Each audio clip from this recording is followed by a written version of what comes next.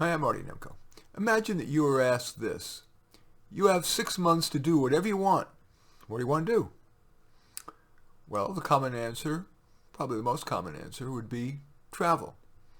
Yet a clear-eyed look at the pros and cons of extended travel may give some people pause. So as you contemplate the wisdom of stopping out for travel when the COVID risk subsides, consider the following. First, the pluses.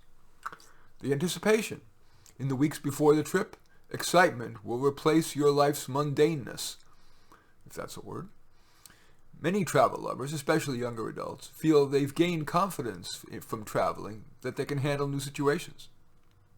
Exposure, especially if you venture beyond the chain hotels and tourist traps and have substantive conversations with locals, you'll have been exposed to a new culture in a way unobtainable by watching YouTube travel videos.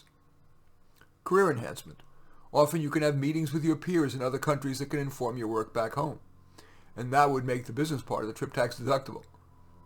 Romance. If you're looking for a romantic fling or even marriage, travel often makes that easier. That intriguing person next to you on the plane or gondola or tour bus, or that person sitting alone in that quaint cafe. If you're in a relationship already, traveling with that person can reinvigorate the romance or at least allow you to share a special experience together. Restoration.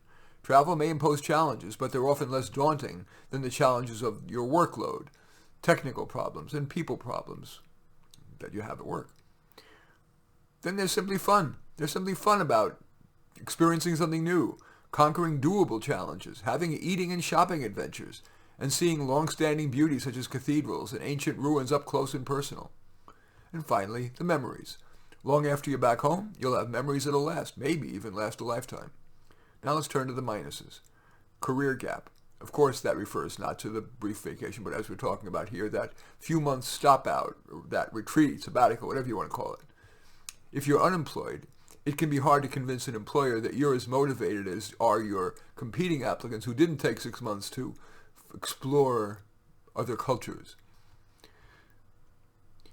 Too often, another minus is that too often the reality of the trip doesn't match the anticipation. For example, you may have pictured gliding on Venice's romantic canals only to find that it's dirty, smelly, and crowded. You may not have been able to summon being one with history as you stand on the Acropolis. Your dominant feeling may be, it's a bunch of rocks, let's find a good place to eat. One client said after visiting Notre Dame Cathedral in Paris, you've seen one church, you've seen them all. Or you had pictured enjoyable or even rewarding cultural exchanges with friendly locals, only to find they weren't interested in you. And then there are mishaps. How many stories have we all heard of travelers who got lost, who got robbed, whose four-star hotel barely deserved 2, and that's not counting the iffy plumbing nor the noisy construction that kept you from sleeping. And if you got sick, especially in a developing nation, you faced the challenge of getting good health care there. I recall breaking a tooth in Guadalajara and went to a dentist recommended by the hotel. When the dentist put his hand in my mouth, I could smell feces from his hand. I swear. So now we turn to the question.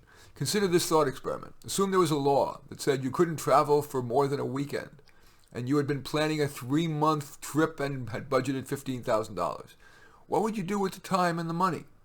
Would that be better or worse than the trip you were planning?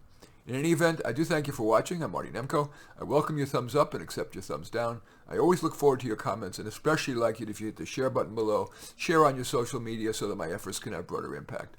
And I am flattered if you choose to subscribe to my channel. And in any event, I do thank you for watching. I am Marty Nemko.